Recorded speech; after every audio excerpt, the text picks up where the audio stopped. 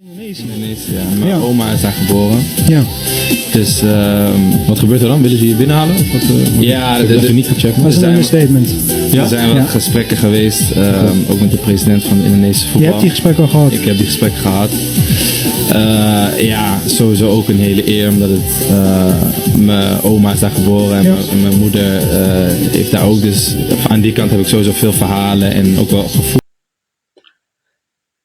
Nah, oke teman-teman, kali ini saya akan kembali lagi ya membahas mengenai kabar terbaru dari timnas Indonesia, dan di sini pun saya akan fokus ya mengenai updatean pemain keturunan.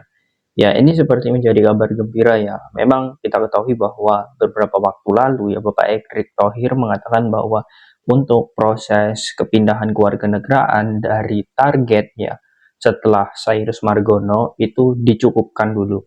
Tetapi sepertinya PSSI ini akan memberikan kejutan. Hal ini pun disampaikan langsung oleh pelatih timnas Indonesia yakni Shin Tae-yong di laman resmi PSSI dan juga di sosial media PSSI kemarin, bahwa setelah evaluasi selesai di kualifikasi Piala Dunia melawan Vietnam dan juga target 2 kemenangan itu berhasil, Shin Tae-yong ingin ya proses pemain keturunan ini diselesaikan di bulan Juni, sebelum bulan Juni.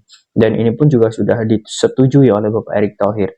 Dan ini menjadi kabar dan juga angin segar ya bagi timnas Indonesia, karena memang kita sangat membutuhkan beberapa pemain itu. Nah, oke, kita akan membahas tuntas mengenai sebenarnya siapa yang menjadi sosok atau kandidat ini. Nah, ini menurut saya pembahasan yang sangat seru. Beberapa pemain di sini saya akan rangkum, dan juga mungkin ini bisa menjadi clue ya, atau memang ini akan menjadi bagian timnas Indonesia. Oke, jangan lupa untuk membangun channel ini ya. Silahkan kalian tekan tombol like, komen, dan juga subscribe, serta tekan tombol loncengnya ya, agar kalian mendapatkan notifikasi dari video-video saya selanjutnya. Oke, kita akan membuat simulasi terlebih dahulu ya, atau planning, bahwa sebenarnya kebutuhan timnas saat ini adalah di lini tengah dan juga striker. Nah, itu dulu. Nah, fokusnya itu dulu. Jadi, kalau dilihat dari striker yang pertama, tentu kita sudah memiliki banyak sekali pemain-pemain yang sudah menjadi target. Salah satu pemain yakni Ole Romeni. Nah, dia kemarin ya melalui media Belanda, dia mengatakan bahwa sangat terhormat ketika dia sudah melakukan press conference ya bersama Presiden PSSI atau Ketua Umum PSSI. Dia mengatakan bahwa dia masih terbuka lebar untuk membela timnas Indonesia. Nah, menurut saya seperti ini. Kemarin ya, di salah satu stasiun TV ya, yakni TV One, Erick Thohir mengatakan bahwa dalam minggu-minggu ini dia akan Zoom ya, atau meeting dengan pemain tersebut. Dan setelah ada jawaban dari sosok Ole Romeni ya, ini ternyata benar, yang diajak meeting oleh Bapak Erick Thohir adalah Ole Romeni, karena Ole sudah mengatakan pengakuannya bahwa dirinya sudah meeting Zoom ya, atau meeting online dengan Bapak Erick Thohir, dan dirinya pun mengatakan bahwa dia masih bisa ataupun masih ingin membela timnas Indonesia. Tetapi ya kemarin dia melalui agennya ya ini mengatakan bahwa untuk saat ini dia masih mempertimbangkan dan memikirkan apa yang sudah menjadi keputusan keluarga.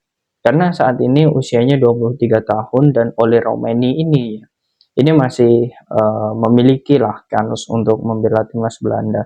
Nah, ini untuk Ole Romeni, kita tidak tahu apakah dia nanti akan menjadi target yang dimaksud oleh Bapak Erick Thohir dan juga Shin Tae-yong. Kita juga tidak tahu, tetapi ya kalau merujuk dari statementnya ya, ini 60% dia masih ingin membela timnas Indonesia, dan sedangkan 40%-nya itu ya karena faktor umur, kemudian dirinya juga saat ini bersama Utrecht senior ya.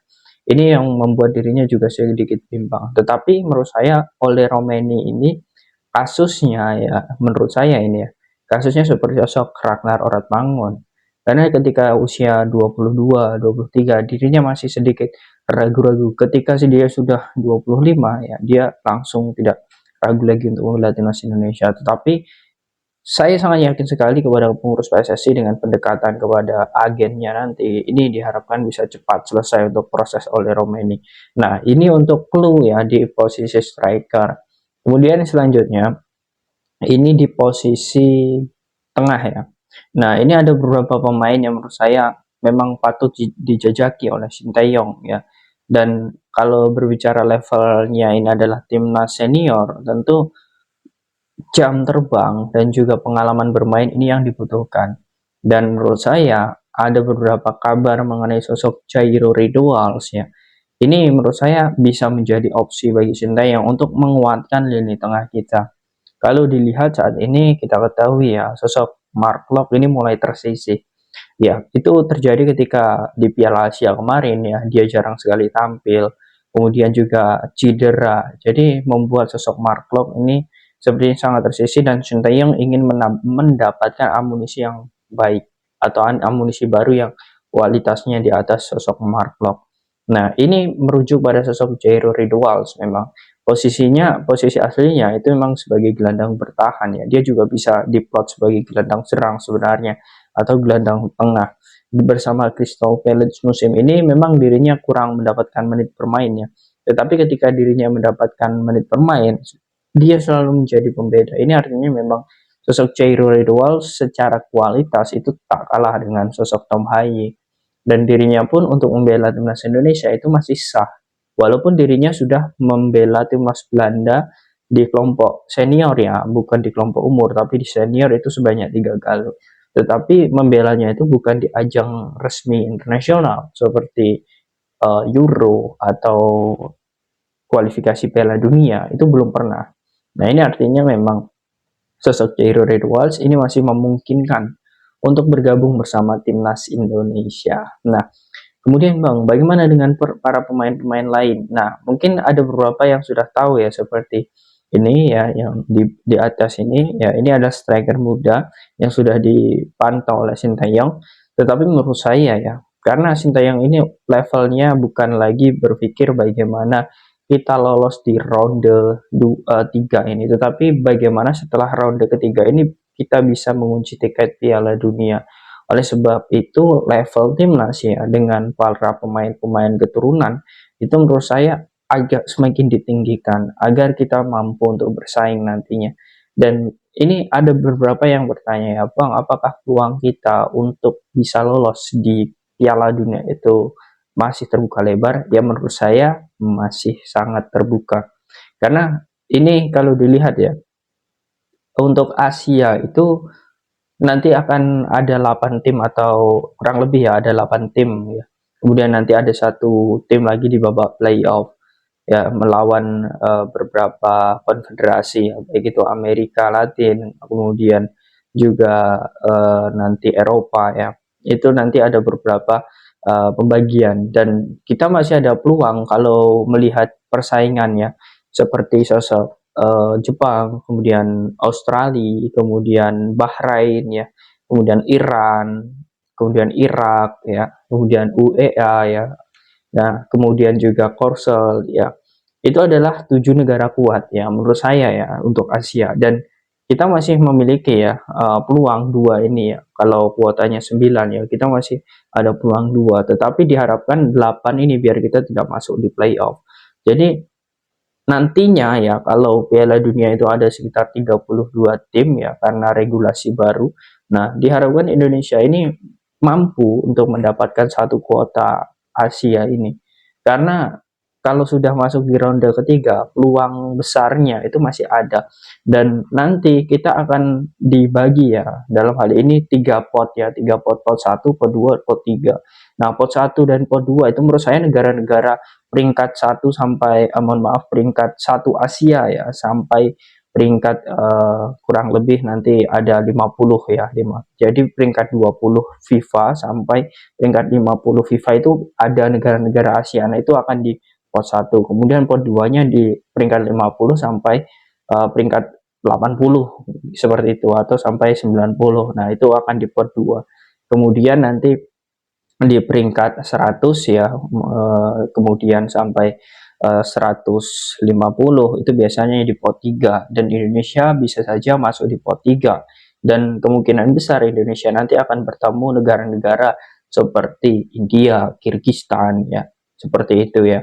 Kemudian ada beberapa negara lain ya. Menurut saya peluang Indonesia untuk masuk di pot 3 dan bisa menjadi runner up ataupun juara grup itu masih ada, dan itu masih terbuka lebar. Artinya dengan beberapa pemain keturunan yang nantinya akan bergabung, ini semakin menguatkan level kita.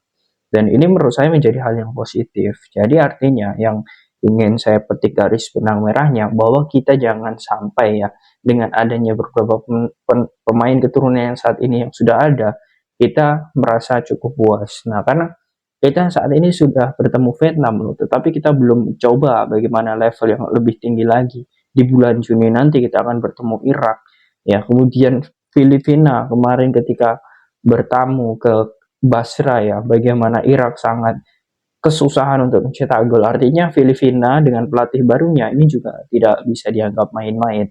Jadi kesimpulannya bahwa para pemain keturunan yang diinginkan Sintayong untuk selesai bulan Juni itu sangat diperlukan. Ini menurut kacamata analisa dan juga perspektif saya ya. Bagaimana pemain-pemain keturunan ini mampu untuk berpengaruh. Nah, bagaimana menurut kalian teman-teman? Dengan beberapa pemain keturunan, ada dua ya, sosok Ole dan juga Jairus Ridwan. Apakah kalian setuju jika dua pemain ini memang menjadi bagian timnas Indonesia? Silahkan kalian tulis di kolom komentar.